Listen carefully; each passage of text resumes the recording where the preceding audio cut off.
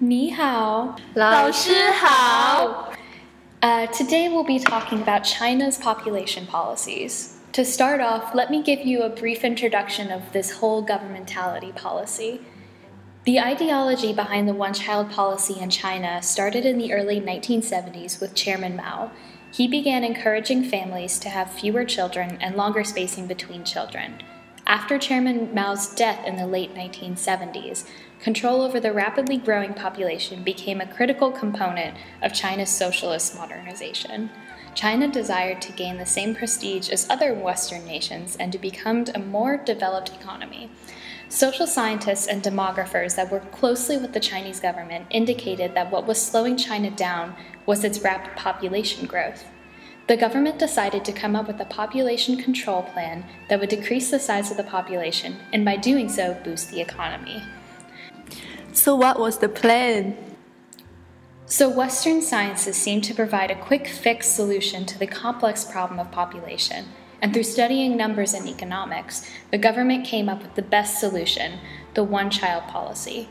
In an article written by Greenhalgh in 2003, she states that the appeal of this engineering-type solution lay not only in its status as Western and apparently advanced, but also in its tight fit with China's own socialist planning approach to social planning and policy making. From the time of its inception, China wholeheartedly backed the one-child policy as the best solution to the country's problems, ignoring all concerns about humanitarian possible economic costs that would come from such a policy. Greenhalgh says it forced a false choice between two extreme options, excluded all other approaches by definition, and then concealed this process of closure behind a rhetoric of science. So what exactly is the one-child policy about? The one-child policy was designed as a temporary measure. However, it continues a quarter century after its establishment. This policy limits the Han Chinese living in urban areas with one child, while those living in the rural areas and minorities are not subjected to the law. Under the population and family planning law, there are several articles that states that each couple should be restricted to only one child, and if they breach that article, they will face heavy penalties. However, we must also take note that couples who volunteer to have only one child are entitled to incentives such as receiving a certificate of honor for single-child parents. Couples who are issued this certificate will enjoy rewards such as having better health care, state housing, and school enrollment. The Chinese government also attempts to use propaganda to decrease population growth by changing the mindsets of couples. Was the policy successful? Yes, the one-child policy that China implemented was very successful, and China's population decreased drastically. It was, however, a policy that was supposed to benefit the country economically that has adversely affected China socially. Like what? The little emperor phenomenon is a common cause of concern, whereby single children are pampered by their parents and therefore exhibit a lack of independence and displaying spoiled behavior. Also, when the policy is met with resistance, meaning that parents have more than one child, a social maintenance fee has to be paid. Parents in Shanghai pay between 3 and 6 times the city's average yearly income.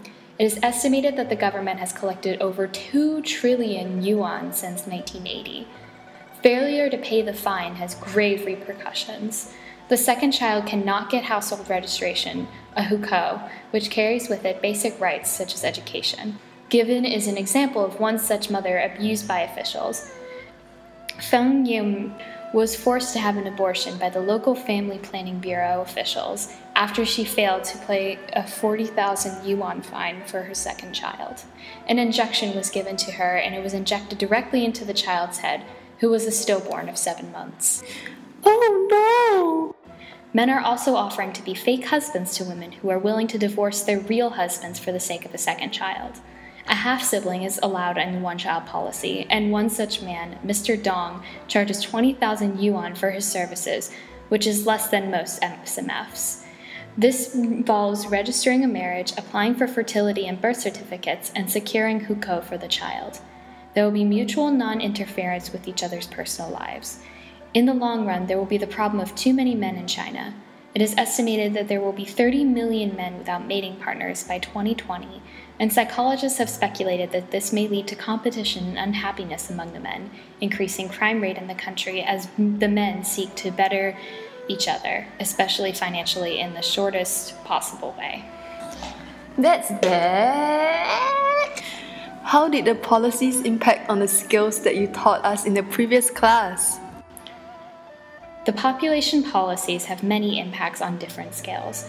Firstly, it has a direct impact on the individual scale, where mothers have to bear the physical and emotional pain from losing a child through forced abortion when they breach the one-child rule.